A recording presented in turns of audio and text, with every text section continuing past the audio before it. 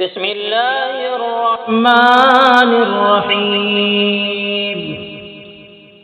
أرأيت الذي يكذب بالدين فذلك الذي يدع اليتيم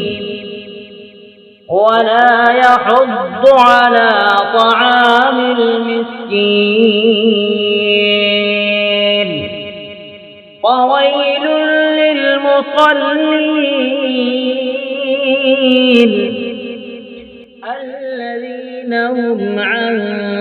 صلاتهم ساهون الذين هم يراءون ويمنعون الماء